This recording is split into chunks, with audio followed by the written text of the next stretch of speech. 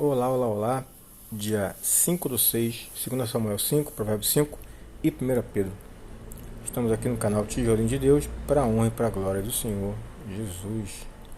Vamos aqui mais um dia para gravar. Cadê minha Bíblia?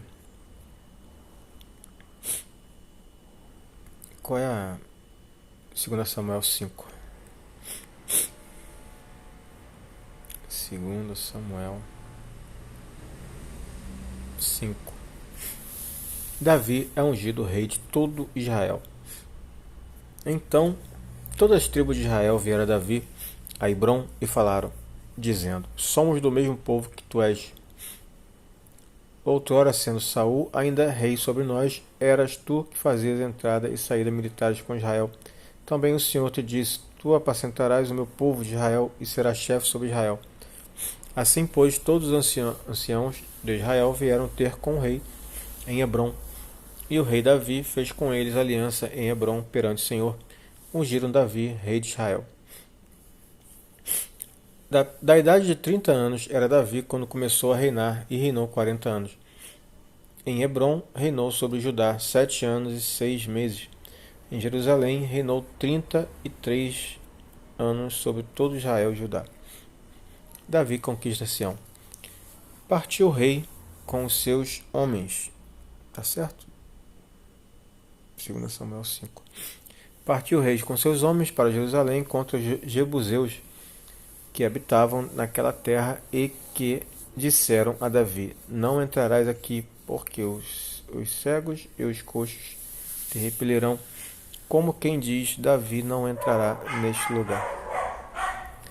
Porém, Davi tomou a fortaleza de Sião. Esta é a cidade de Davi. Davi naquele dia mandou dizer: Todo que está disposto a ferir os jebuseus suba pelo canal subterrâneo e fira os cegos e os coxos, a quem a alma de Davi aborrece. Por isso se diz: Nem cego nem coxo entrará em casa. Assim habitou Davi na fortaleza que ele chamou a cidade de Davi. Foi edificando em redor desde Milo e para dentro. Lá Davi crescendo em poder cada vez mais, porque o Senhor Deus dos exércitos era com ele. O reinado de Davi, reconhecido por Irão. Irão, rei de Tiro, enviou mensageiros a Davi e madeira de cedro, e carpinteiros e pedreiros que edificaram uma casa a Davi. E reconheceu Davi que o Senhor o confirmara rei sobre Israel e que exaltara o seu reino por amor do seu povo, os filhos de Davi que nasceram em Jerusalém. Tomou Davi mais concubinas e mulheres de Jerusalém, depois que viera de Hebrom, e nasceram-lhe mais filhos e filhas. São estes os nomes dos que lhe nasceram em Jerusalém: Samua, Sobabe, Natã, Salomão, Ibar, Elisua, Nefeg, Jáfia, Elisama, Eliada e Elifelete. Ouvindo, pois, os filisteus que Davi fora ungido rei sobre Israel, subiram todo para prender a Davi, ouvindo-o desde Davi a fortaleza. Mas vieram os filisteus e se estenderam pelo vale dos Refaíns. Davi consultou o Senhor, dizendo: Subirei contra os filisteus? Entregar Moisés nas mãos? Respondeu-lhe o Senhor: Sobe, porque certamente entregarei os filisteus nas tuas mãos. Então veio Davi a Baal Perazim e os derrotou ali, e disse: Rompeu o Senhor as fileiras inimigas diante de mim, como quem rompe águas. Por isso chamou o nome daquele lugar de Baal Perazim. Os filisteus deixaram lá os seus ídolos, e Davi e os seus homens os levaram. Os filisteus tomaram a subir e se estenderam pelo vale dos Refaíns. Davi consultou o Senhor, e este lhe respondeu: Não subirás. Rodeia por detrás deles e ataca-os por defronte das amoreiras. E há de ser que, ouvindo tu um estrondo de marcha pelas copas das amoreiras, então te apressarás. É o Senhor que saiu diante de ti, a ferir o arraial dos filisteus. Fez Davi como o Senhor lhe ordenara, e feriu os filisteus desde Gebá até chegar a Gezer.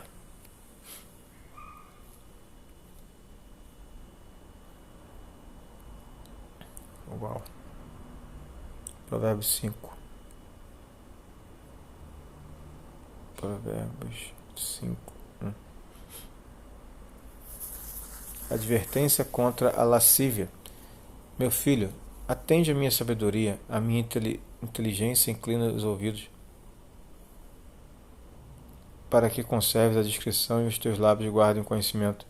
Porque os lábios da mulher adúltera destilam favos de mel, e as suas palavras são mais suaves do que o azeite, mas o fim dela é amargoso como o absinto, agudo como a espada de 2 gumes.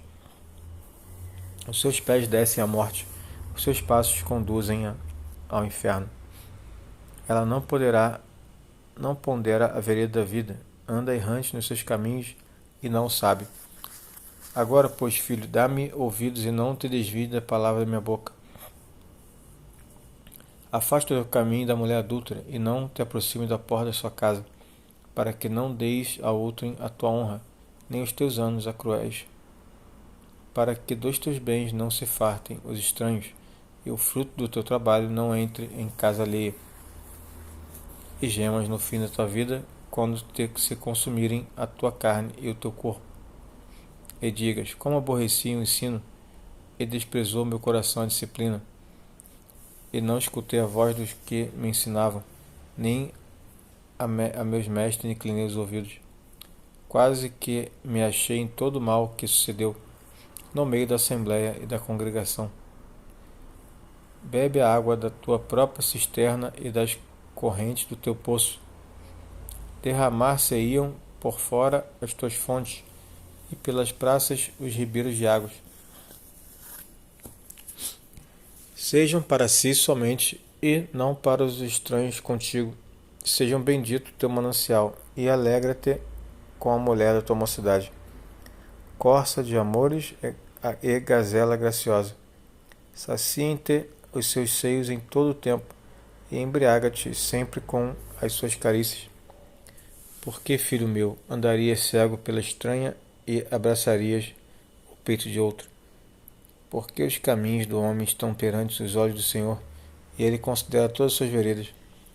Quanto ao perverso, as suas iniquidades o prenderão, e com as cordas do seu pecado será detido. Ela morrerá pela falta de disciplina, e pela sua muita loucura perdido cambaleia. Uau! Agora 1 Pedro.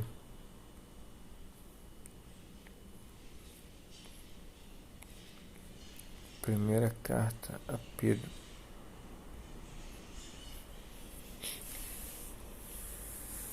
Pedro, apóstolo de Jesus Cristo, aos eleitos que são forasteiros da dispersão no Ponto, Galácia, Capadócia, Ásia e Bitínia, eleitos segundo a presciência de Deus Pai em santificação do Espírito, para a obediência e a aspersão do sangue de Jesus Cristo. Graça e paz vos sejam multiplicados. Bendito Deus e Pai de nosso Senhor Jesus Cristo, que segundo a sua muita misericórdia nos regenerou para uma viva esperança mediante a ressurreição de Jesus Cristo dentre os mortos, para uma herança incorruptível, sem mácula, imacessível, reservada nos céus para vós outros, que sois guiados pelo poder de Deus, mediante a fé para a salvação, preparada para revelar-se no último tempo. Nisso exultais, embora no presente, por breve tempo, se necessário, sejais contristados por várias provações, para que, uma vez confirmado o valor da vossa fé, muito mais preciosa do que o ouro perecível, mesmo apurado por fogo, redunde em louvor, glória e honra na revelação de Jesus Cristo, a quem não havendo visto a mais, no qual não vendo agora, mas crendo exultais com alegria indizível e cheia de glória, obtendo o fim da vossa fé, a salvação da vossa alma. Foi a respeito dessa salvação que os profetas indagaram e inquiriram os quais profetizaram acerca da graça a vós outros destinada, investigando atentamente qual a ocasião ou quais as circunstâncias oportunas indicadas pelo Espírito de Cristo que neles estava ao dar de antemão testemunho sobre os sofrimentos referentes a Cristo e sobre as glórias que os seguiriam. A eles foi revelado que, não para si mesmos, mas para vós outros. Está na linguagem errada, então. Imaginei. Porque geralmente eu vejo na NVI. Portanto, saber o tempo e a circunstância para as quais apontava o Espírito de Cristo que neles estava quando lhes predisse o sofrimento de Cristo e as glórias que seguiram após aquele sofrimento. A eles foi revelado que estavam ministrando não para si próprios, mas para vocês quando falaram das coisas que agora lhes foram anunciadas por meio daqueles que pregaram o Evangelho pelo Espírito Santo enviado do céu, coisa que até os anjos anseiam observar. Portanto, estejam com a mente preparada, prontos para a ação, sejam sóbrios e coloquem toda a esperança na graça que lhes será dada quando Jesus Cristo for revelado. Como filhos obedientes, não se deixem amoldar pelos maus desejos de outrora, quando viviam na ignorância. Mas assim como é santo aquele que os chamou, sejam santos vocês também, em tudo o que fizerem. Pois está escrito, sejam santos porque eu sou santo. Uma vez que vocês chamam Pai aquele que julga imparcialmente as obras de cada um, portem-se com temor durante a jornada terrena de vocês.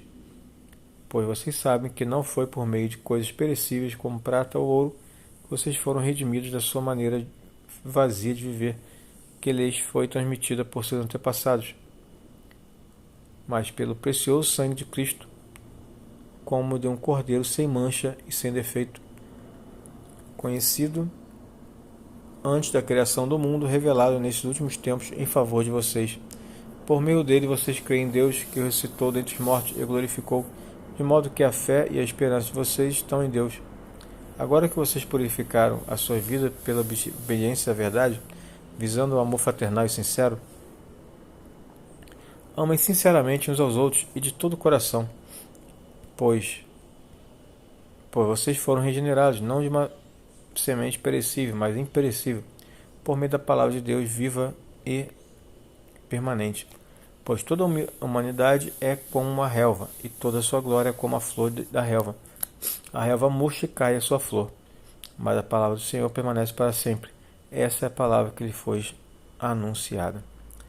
Então terminamos aqui esse tijolinho. Um grande abraço, até o próximo tijolinho, se assim Deus nos permitir. Tchau, tchau.